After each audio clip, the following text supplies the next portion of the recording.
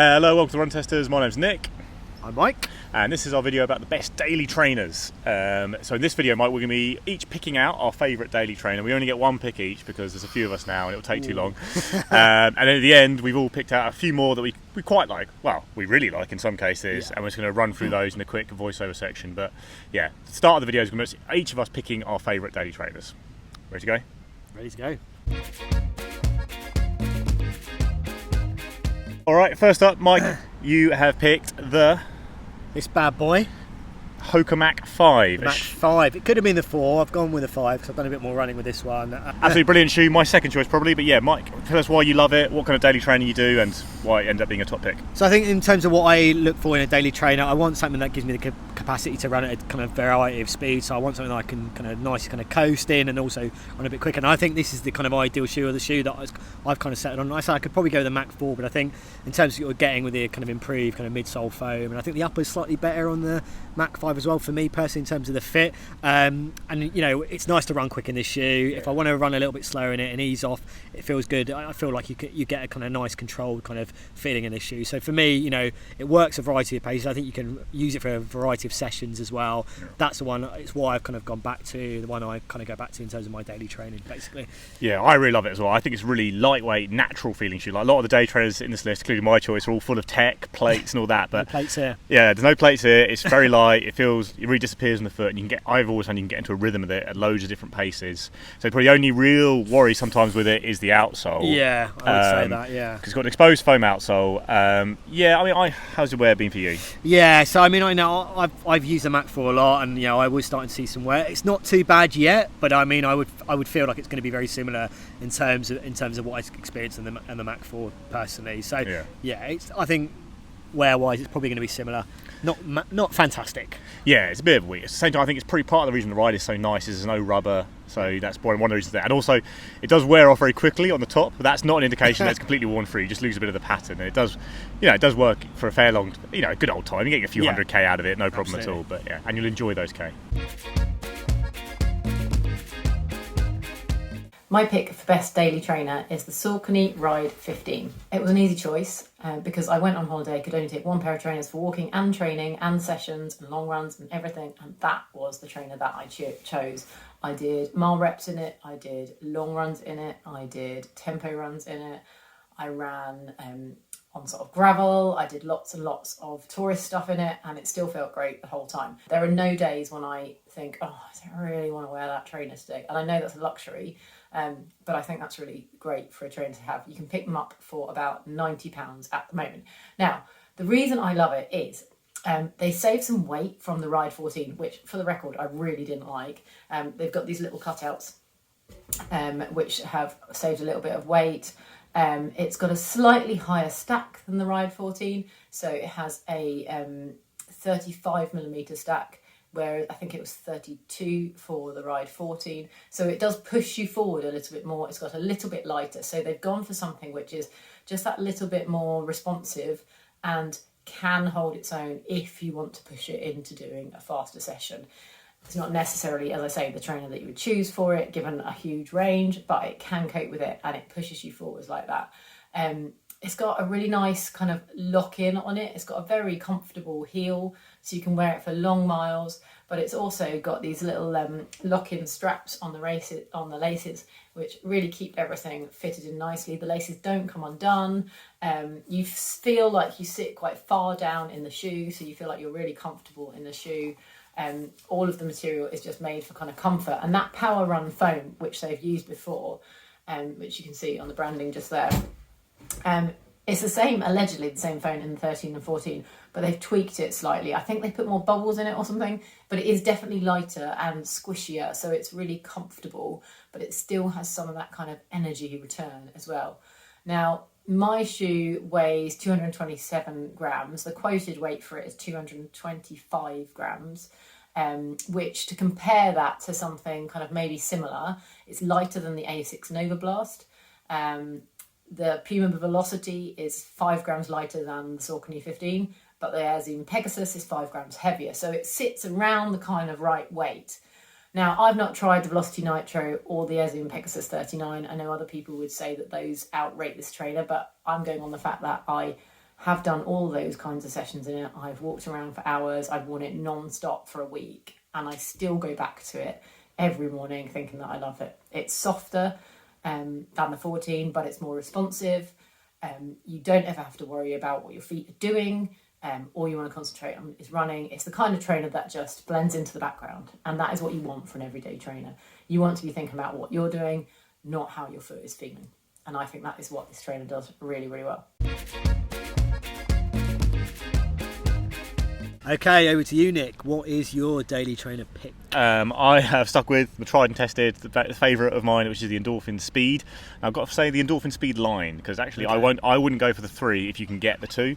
Personally, I prefer the fit on the 2. It's a bit narrower, and it fits my foot a bit better, or I've slipped around a bit in the 3 and I've had a bit of heel rub. But other than that, the 3s are amazing, and it's got the same great ride that you've had from the Endorphin Speed line for the last few generations, which is to say it's really comfortable. You really can go right down to shuffling, easy pace in this shoe, I found very comfortably, but it's also very quick. Like, it's only a little bit behind kind of the performance of like a carbon plate racing shoe, I found. Like, been very happy racing in various generations of the shoe. I love doing speed sessions in them, and when I'm doing my daily training, I'm often marathon training, and a lot of my runs are quite long, and there's actually a lot of, and it's very rare it'd be a flat out easy run. I do a lot of progression runs where I finish at a steady pace, and it's not all out or anything like that, and I can do it in any shoe, but it feels a lot more comfortable and enjoyable in the Speed, I find. Like Mike, I like my daily trainer to have a bit of pace in it at that end, because on my easy runs I do find I can almost use anything. I often go in the forest and slightly softer ground anyway, and this the Speed is perfectly good for those. So yeah, I like having something that's quite versatile, quite speedy, and the Endorphin Speed still absolutely hits the mark for me on that front.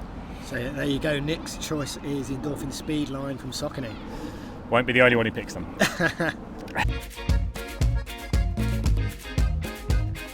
It'll be absolutely no shock to anyone who's ever seen me talk about running shoes ever that this is my everyday running shoe. The Nike ZMX Invincible 2. I love it. I will do this shoe's PR forever. I am absolutely obsessed with it. It's got this thick wedge of ZMX foam. It's super plush. It's super comfortable. It's pillowy. You sink into it. I know the shoe is designed for easy recovery runs, but I just think it's such a fun shoe to run in. And there are days where I wake up and I don't want to run. And I think everyone's been there. Everyone who's ever trained for a marathon feels like that. And I reach for this shoe because I know it will make me enjoy running in it. And I know there's probably science that says you shouldn't do loads of running in such a cushioned shoe, but I mean, I just love it. Come at me.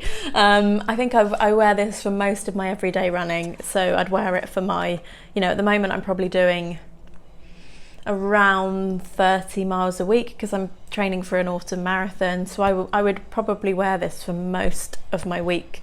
I've worn it for long runs recently, and I wear it for most of my my recovery runs. It'd just be the faster stuff I'd swap into something else. Probably not ideal, but I just think, if there's a shoe you love running in, that's done half the hard work for you, because most of the time getting out the door and doing the run is the bit that you dread most. So yeah, this is definitely my top pick for my everyday running shoe. My pick for best daily shoe, and it's probably going to come as no surprise, is the Saucony Endorphin Speed 3. Now that shoe is a slight modification to the previous Speed 2. I know some people have said that there are changes that they don't really like that much, but for me, I almost don't notice the difference between the Speed 2 and the Speed 3. It's almost an identical shoe. And to be honest, I could have easily have picked the Endorphin Speed 2 as my favourite option, but because the 3 is the newest one, I'll go for that. There's no difference really for me when I go out and run. I will happily pick the 3 over the 2. So if you are looking for a great daily shoe, maybe worth picking up the 2 if you can get it at a cheaper price, because I don't really think there's a big difference in it. But overall, the Speed 3 is just a fantastic, versatile shoe that just can do it all still. Saucony haven't made hardly any updates to it, and I think that was a good thing. There have been massive updates to the Saucony Endorphin Pro 3 that was released this year. It's a fantastic shoe. It's almost a completely new shoe to the Pro 2, but the Endorphin Speed, they pretty much got that shoe right. So it was a bit of a risk to make any major modifications to that shoe. I think it was a good idea to focus on the Pro and keep the Speed 3 as the Speed 2 was. It's just a great shoe for pretty much any run. You can use it for daily running, you can use it for fast-paced efforts. I know people that race in the Speed 2 and the Speed 3 because it's just so good at, it's got nice turnover, it feels light, the plate that sits in it just makes it really bouncy and propulsive in combination with that foam as well, and it's just a great shoe. You can also use it for easy runs. I wouldn't say it excels at easy runs, but it can do the job. It's got enough cushioning in it to deal with that. So overall, I just think the Speed 3 is still the best daily trainer out there that you can get. But if you can get the 2, maybe spend a little bit less cash and pick up a very, very similar shoe.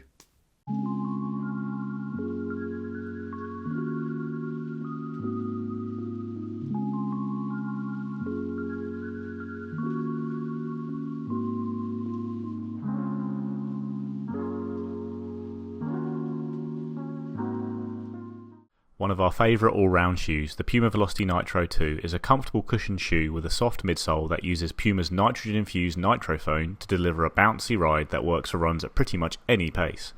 Another great feature of the Velocity Nitro 2 is the outsole, which offers outstanding grip and durability. And it's impressive how much rubber is on there given the fairly low weight. The Velocity Nitro 2 is also excellent value at its RRP and one to keep an eye out for in sales. The Floatride Energy line has become a byword for great value in recent years, and the latest version is not just a fantastic daily trainer for its low price, it's up there with the best of them whatever the cost. The Floatride Energy 4 is lighter than the previous version and feels more nimble and poppy on fast runs, but the protective cushioning is also great for easy and long runs as well. The Floatride foam is not the most dynamic or exciting on the market, but it's comfortable and delivers a good ride at a range of paces.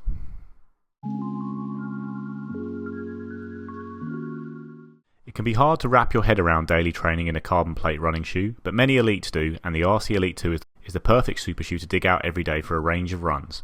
It prioritises cushioning over the aggressive feel of something like the Nike Vaporfly, but this makes it more versatile and comfortable for your daily runs, while still being lightning fast when you are doing speed work or racing. It's an expensive option for daily training at its full RRP, but the RC Elite 2 is now often available in sales for around £150, at which price it's a superb option. The trusty Pegasus has been a favourite of many runners for almost 4 decades, and the latest version is lighter and more versatile than the Pegasus 37 and 38, which both prioritise comfort above all. The Pegasus 39 is still comfortable, mind you, but it now has a bit more punch for speedier daily training, thanks to its lighter weight and the additional air zoom unit found within the React foam midsole. The Pegasus 39 also offers excellent traction on the road and light trails, and it's good value, especially as it's a shoe that frequently pops up in sales.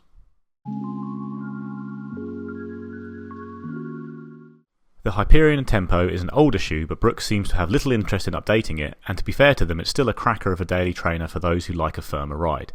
The Tempo is very light and uses Brooks' DNA Flash nitrogen-infused midsole to deliver a responsive ride that's at its best during speed work or tempo runs, but is still cushioned enough for easy runs if you do like more ground feel from your daily trainer.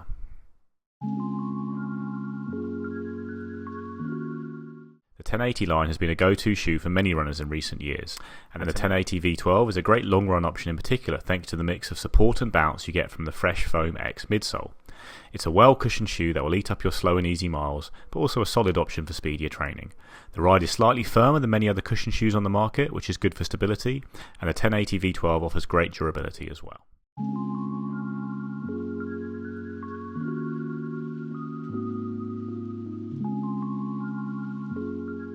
That's it, guys. That is our roundup of our favourite daily trainers of this year, plus a few other kind of suggestions we've got there. Please like. What else do you do, Mike? Subscribe, ring the little bell. That's it. And go listen to the podcast if you haven't already. It's good fun. It's a lot of fun. Do all of the Run Tester things. Yeah. If we had any merch, we'd sell you that, but we don't have that yet. Other than that, go watch the full multi-test reviews of each shoe on the channel so you get more of a take on them and why we like them or don't like them.